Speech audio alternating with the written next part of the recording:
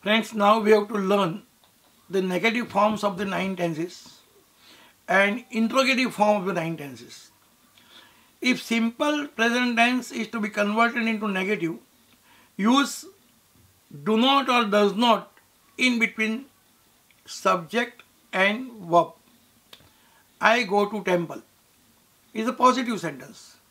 I do not go to temple is a negative sentence. She goes to temple, positive temple. Positive sentence. She does not go to temple, negative sentence. What did we do? When we use the forms of negative, we use does not, but at the same time, we did not use as or yes with the verb go. Therefore, we said she does not go to temple. For simple past tense, instead of do not or does not, use did not. With all person, with all gender. I did not, we did not, you did not, he, she did not, they did not. And infinity of the verb, go, come, read, etc. When it is future form of the negative sentence, shall not or will not, plus verb. Which verb? Infinitive. I shall not go. હું જઈશ નહીં. We shall not go. અમે જઈશું નહીં. You will not go. You will not go. He, she, it will not go, and they will not go. These forms of future tense, simple future tense in negative are according to the rules of grammar. However, the usage is different. Now people do not use shall. In most of the cases, people have become habituated to use only will. Even with I also people use will. And it is accepted by the entire society. So it has become a usage. So even if with I, if you use will not, nothing is wrong. Similarly, for the continuous tenses, I am writing letter. Present continuous tense. If you want to make it negative, put a not word between am and writing. That means you have to use the word not in between the forms of to be and verb with ing. I am not writing. We are not writing. You are not writing. You are not writing. She is not writing. He is not writing. It is not writing. They are not writing. Likewise, in past tense, continuous tense, instead of am is are, whenever you use was and were, use not after was and were before ing verb. That becomes a negative sentence of the past continuous tense. And for future continuous tense, I shall be writing. You cannot write I shall be not writing. No, that is wrong. In this particular continuous future tense, you have to use the word not in between the forms of future tense of to be. That means I shall not be writing. We shall not be writing. You will not be writing. You will not be writing. He, she, it will be. He, she, it will be not writing not. He, she, it will not be writing. And they will not be writing. These are all forms of negative. So, likewise in perfect tense. Here we use in continuous tense not word with the forms of to be. For all perfect tenses, we have to use the word not after the forms of to have. Present perfect tense, I have written letter.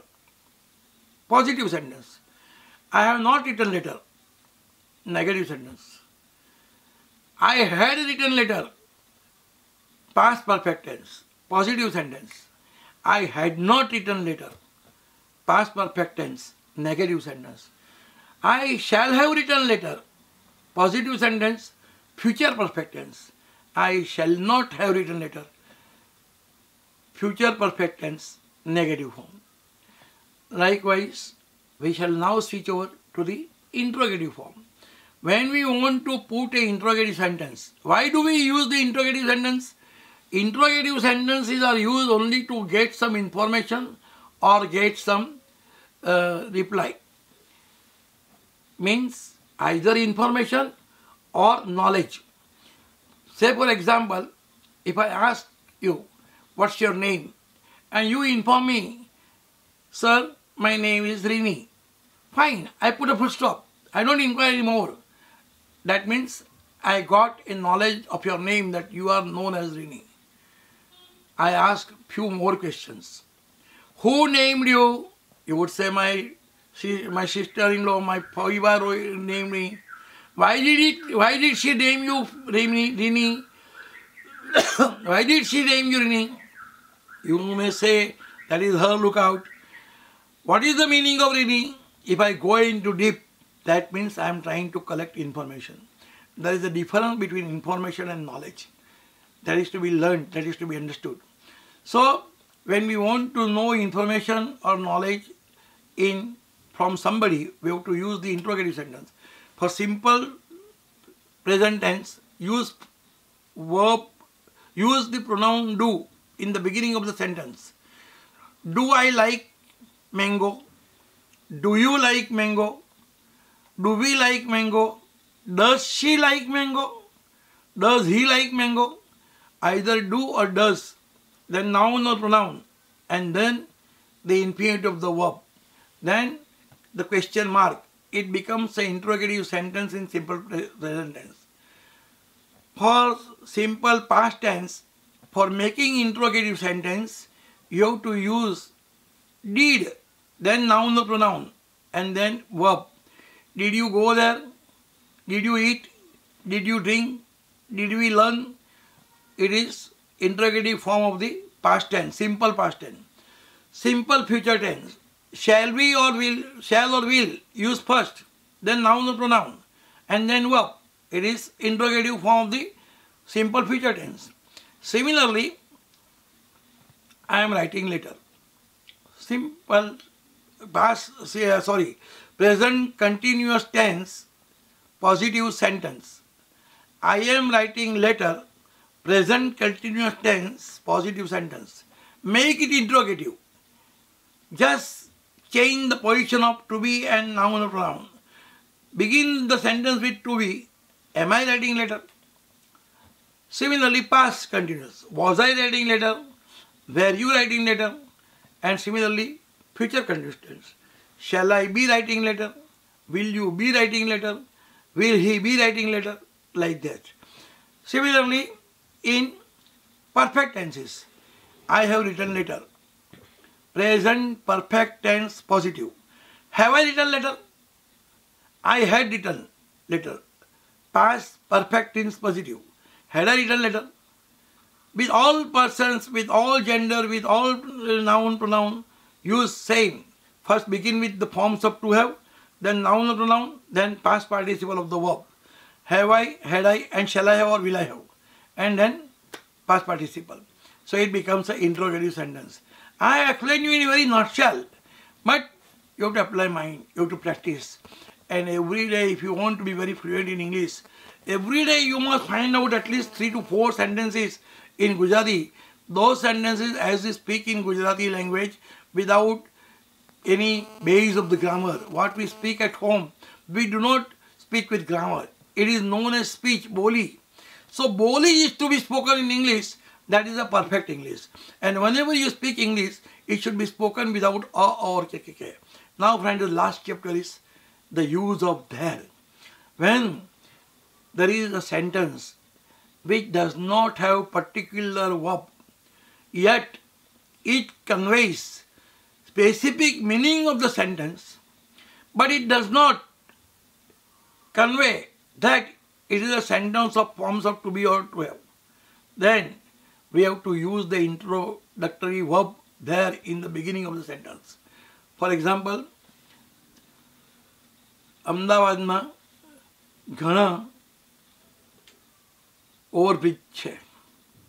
There are many overbridges in Ahmedabad. અમદાવાદમાં ઘણા overbridge છે. There are many overbridges in Ahmedabad. સુરતમાં અગાઉ એક જ બાગ હતો. Here it is a past tense. But Hato doesn't show any belonging on the civilizations. It only indicates that there was only one garden in Surat. So introductory verb there is to be spoken before speaking the sentence. There was only one garden in Surat. Similarly in future tense, there is only one revolving restaurant in Surat at present. અત્યારે આપણા શહેરમાં સુરત શહેરમાં revolving hotel એક જ છે, પણ બીજી બંધાઈ રહી છે. એટલે આપણે ભવિષ્યમાં ગુજરાતીમાં એવું બોલીએ કે સુરતમાં 2 રિવોલ્વિંગ હોટલ હશે. What will we speak in English? There will be 2 revolving restaurants in Surat in future. Likewise, right from A letters, alphabets to the introductory verb there, we have seen the fundamental rules of the English grammar, fundamental base of the English, and for detail if you want, you could definitely contact me on my email. And this I am giving to the Gujarati students absolutely free of charge, because I feel that the Gujarati students, they are most intelligent, but just because of English language and command over English language on their tongue, they are lagging behind. Therefore, I have put my limited efforts before you with the new technology, of which, but I express my sincere thanks and gratitude to my old student, Mr. Ketan Jhaveri, and his all family members, his father, his mother, his wife, his kids, for providing me this space.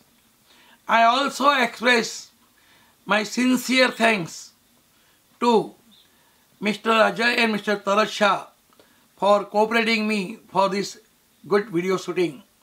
I also express and pay my sincere homage to my dear father, Balchandra Karnik, and my dear English teacher, Professor M.I. Joshi, who taught me good English. And but not last but not the least, I thank all those who listen me and who reciprocate me, response me in future. Thank you very much, friends.